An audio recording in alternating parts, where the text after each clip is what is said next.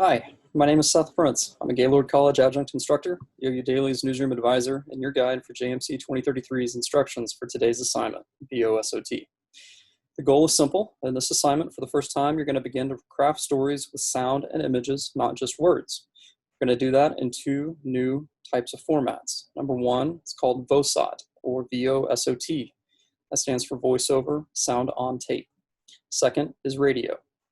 In both of these, you're not actually going to make a finished cut video or audio piece. For this class, you're simply writing scripts, which you can think of like blueprints, for how these pieces would ultimately be assembled. First, there's some things we'd like you to know. In script time for both assignments, 3 words equals 1 second. Using this keeps things even for our purposes, whether you're a faster talker or a slower talker. Number 2, we want you to know the 4 types of broadcast sound. Those are 1, voices. Those can be either the announcers or actors. 2, natural sound or sound effects. 3, music. And 4, actualities or sound bites. Those are the voices of sources in a broadcast. Next up, we want you to know the 4 C's of broadcast writing. Those are clear, correct, concise, and colorful. There are 2 others that are sometimes mentioned, and those are conversational and current. Know that on TV and radio, unlike in written stories, the audience isn't likely to go back and re-listen or re-watch your piece. So the clarity of your message is all the more essential on your first delivery. And we want you to know the preferred tense of broadcast, which is present to future. Think of it this way. If you're watching the 10 o'clock news in December and there's winter weather, that reporter doing a stand-up on the side of the highway isn't telling you that it's snowing right now. He's telling you what it will mean for your morning commute tomorrow. Broadcast is a medium that is about now and the near future. Make your stories resonate in that framework. Finally, in VOSOT, you're going to use a 2-column format with video on the left and audio on the right.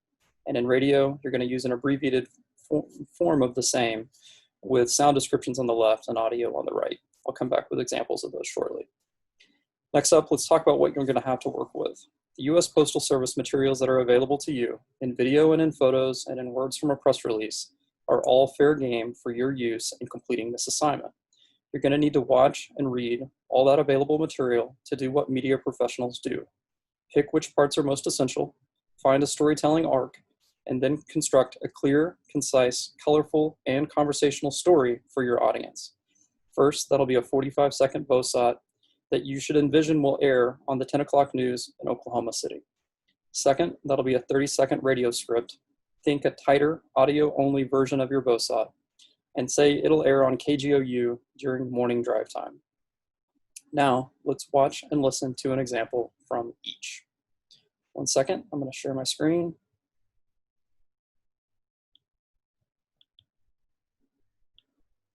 Here is an example of a VOSOT from South Dakota. You've all seen something like this before. Here's your KGLT Sports. Welcome back. Well, coming off of a bye week, the Jacks of SDSU got back to business Saturday, topping Western Illinois 31-10. Sitting atop the Missouri Valley Conference at 5-1 overall and 3-0 in the conference, Coach says the Jacks played a complete game, which is exactly what they were looking for. Zenner came through. We did make some plays throwing the ball, but that's exciting. It's exciting that we can return the opening kickoff and return an interception early in the 3rd period. So that's a complete game, complete effort. I just need to clean up some things, and we will. The Jacks are in Cedar Falls, Iowa next Saturday to take on Northern Iowa.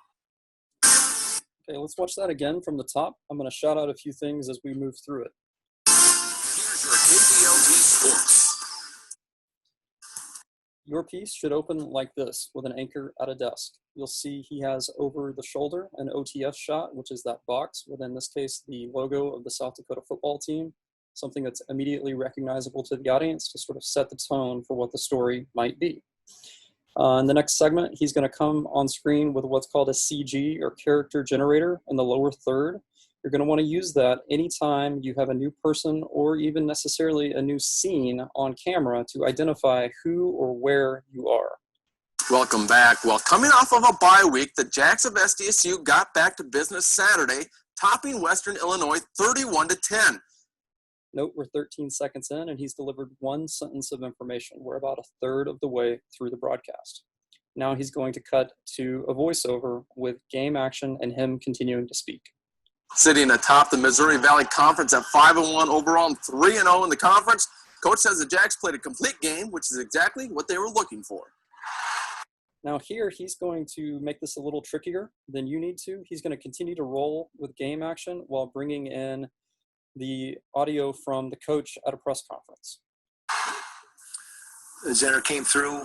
We did make some plays throwing the ball, but that's exciting. It's exciting that we can return the opening kickoff. Coach comes on screen, so does a character generator to identify him. Off and return an interception early in the third period. So that's a complete game, complete effort. I just need to clean up some things, and we will. Now he's going to go to another voiceover with different video from a game, and he's going to deliver one last sentence of information from himself as the anchor to close out the piece. The Jacks are in Cedar Falls, Iowa next Saturday to take on Northern Iowa.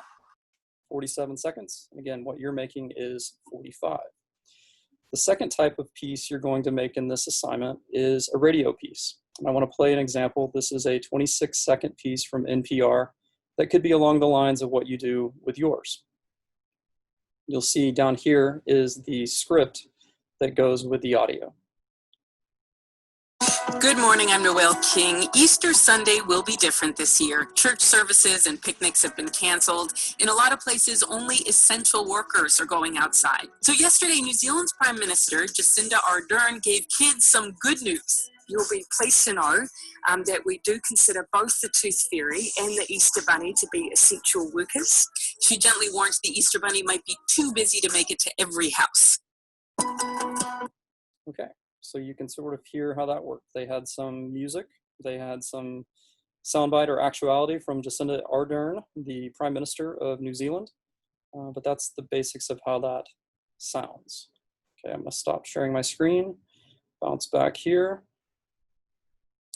And next up, I'm actually going to go back to screen sharing here, and I want to show you two examples.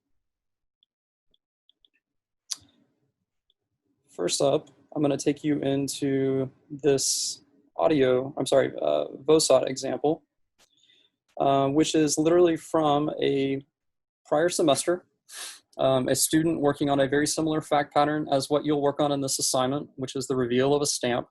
And this is how her script started. She had an anchor at a desk to open with a character generator identifying her and an OTS shot of a stamp pulled from the 3:30 mark of the footage she has available.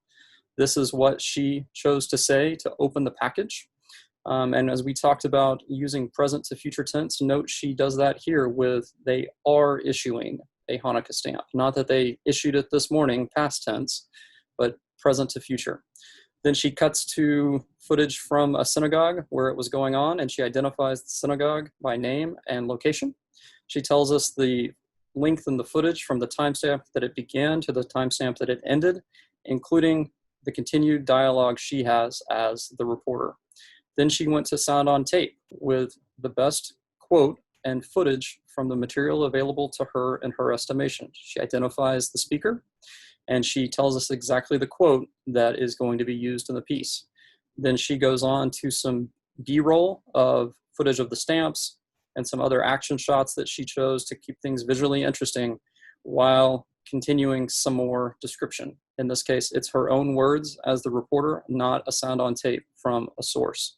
And then she closes it back out with her own statement to wrap it up.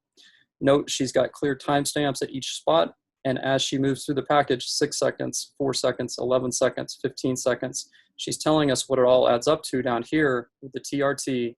42 seconds is the total time of what she's created. Secondly, I want to show you an example of the radio version. This is a different script, but a similar deal. On the left, we've got the description of sound. SFX stands for sound effect. And here you've got random woman, or it could be man, whatever it is that she chose to use in this piece.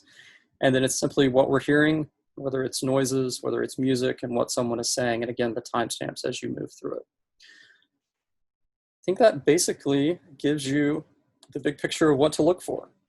My main advice on getting started on this assignment is to remember that story is the central thing. So begin by picking out your pieces and get them in the right order first. Certainly do that for your video piece first, I would tell you, because that's the longer one. And once you get that hammered out, you can think about which piece you'll maybe take out in your radio version, which is a little bit shorter. But after you get everything picked out and you know how you want it structured in words, images, and sound, then I would suggest come back and work on the specific formatting unique to each script type. Okay, that should help you get started. Have fun, good luck, and don't hesitate to ask your instructor questions as you work.